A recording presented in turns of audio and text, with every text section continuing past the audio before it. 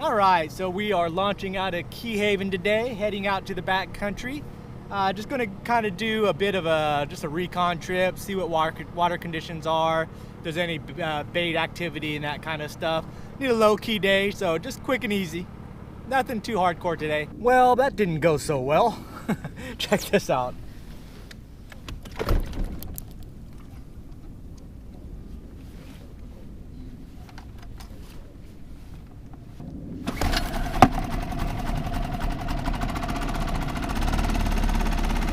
It's running smooth.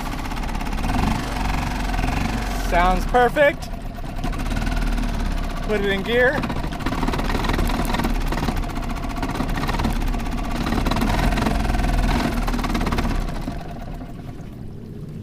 That's not good.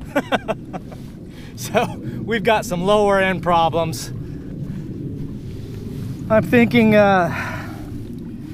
there's one, it's either the shift dog, which I'm pretty positive it is.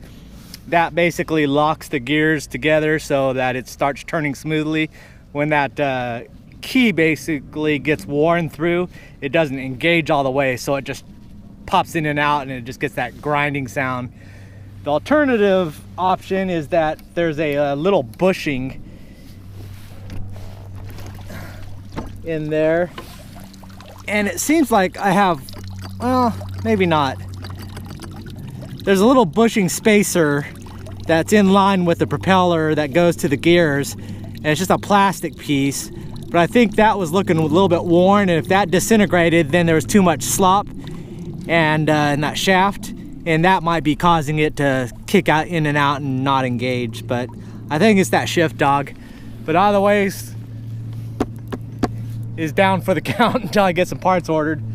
So we're gonna go home. I'm gonna work on a couple things, and then tomorrow, because we are not stopping fishing, we're gonna look at our alternative propulsion method. So we gotta prep for that. So before tomorrow, I've got a few things I need to do. Chicken! Get away. I need to figure out what's wrong with this and get whatever parts ordered if I need to. That's always the hang up on everything, is parts. It's always a week, so I need to get that going as soon as possible. 2, I need to redo the wiring for my battery box for my fish finder, because I'm going to need the fish finder GPS tomorrow. And then there's one pad eye, this one here, that's broken, so I need to get that replaced. Hopefully shut up!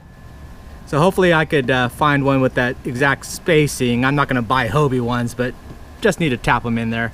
I think we're good. Then I just need to redo the back mounts, switch it all over, and add the stuff. So that's all we got to do today. Well, initial indications are not good. Open it up and there's no oil in there, just a little bit of water came out, and everything else is just tarred, just nasty. So I do think that shift dog is what's bad, but then again, this shaft is not smooth, so I think it's all gummed up. That could be contributing to it either. Also is that it's not engaging because it's sticking inside that bearing there, so most likely those oil seals are bad. And I just need to verify that the gears inside are good. If those are good, I'm set, no problem. I just order those, some seals, and we're good to go. But if I have to take the gears apart, that's another headache.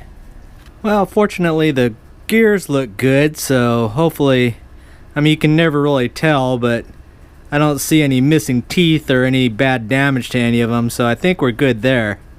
Now, the problem lies in this keyway here. I think that's the cause of the slippage, but then also this thing being so gummed up with the water and the grease, it wasn't really sliding very well, so I think that could be a problem as well. So now it's like carb cleaned it all out, and I haven't even put oil in it, so but it's a lot smoother. But these edges wear out. I don't know if you can tell, they're almost rounded off. They should be just straight corners. See how rounded that off is.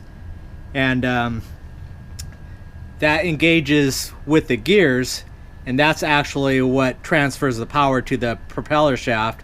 And then when it's not being utilized, it punches it back, and that disengages it, engages it, disengages it. So that's what those teeth are not are all worn off. So when it engages, it doesn't engage all the way and it starts slipping and jumping off of those. So I think that's the cause of our problem. Well, I put it all back together again and tested it. In gear in the water here, it doesn't do the clunking, so it might be fixed.